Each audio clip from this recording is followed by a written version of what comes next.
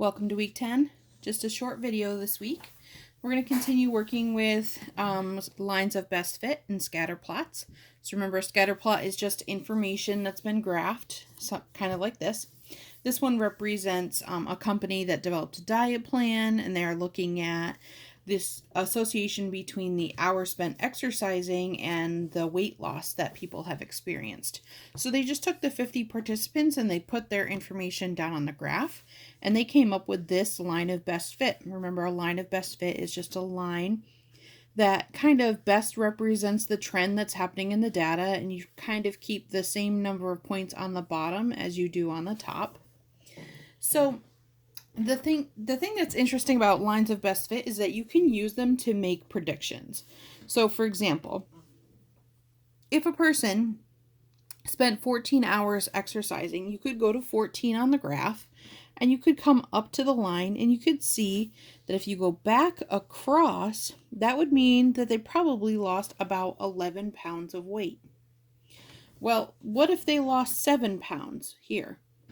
How many hours of exercising would that have meant according to this line of best fit? So you can come back across, and then where you meet the line, you go down, and you can see here that would have meant 8 hours of exercising.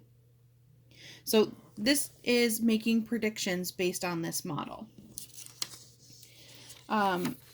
This is a second one. Notice this one is going down. It's negative this time, but there's still this trend. And this is kind of a moderate one. We've got a strong association here. Remember, the points are really close. When it's a little looser, it's a moderate association. So this one is the age of a subject and then a number of hours that they sleep per night. So you can see that the younger the person is, the more hours they sleep, and the older the person is, the least hours of sleep. So say like they're 50. How many hours of sleep would that mean that they're getting? So you come up, straight up to the line.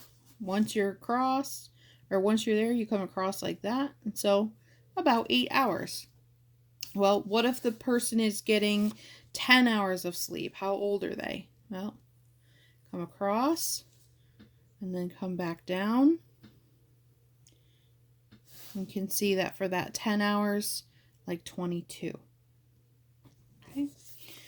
What if what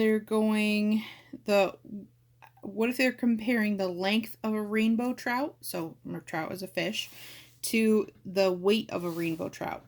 Kind of makes sense that the bigger the fish is in terms of its length, the heavier it is. So we can see here they actually gave us the equation for this.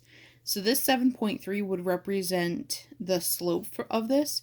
Basically, each time that it goes up in terms of, it's going to go up in weight by 7.3 for every inch of length. Right, so basically 7.3 ounces for every inch, because that's 7 over 3 over 1, right?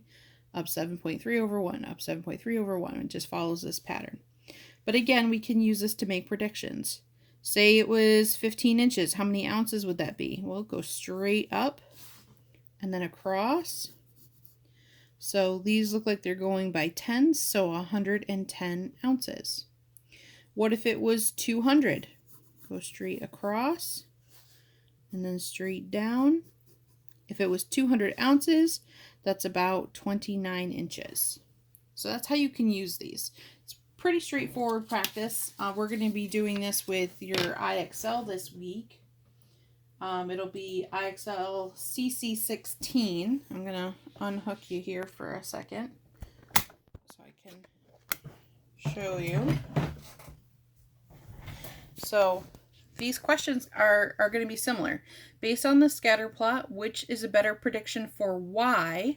Remember, y is this part of the axis over here when x is equal to 5. Well, here's 2, so this is 3, 4, 5. What would the prediction be? Well, if you kind of consider this pattern, if 5 is right here, the pattern seems like it would be up here.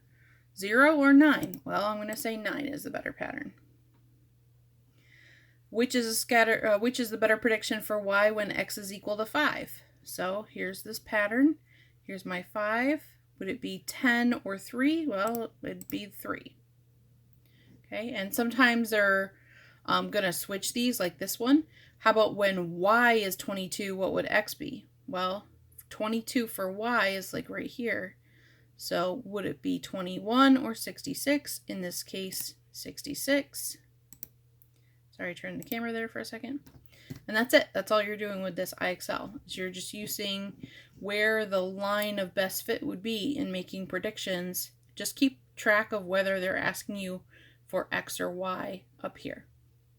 All right, and that's going to go to 90 or 100 for extra credit. Hopefully you guys have a good week. Bye.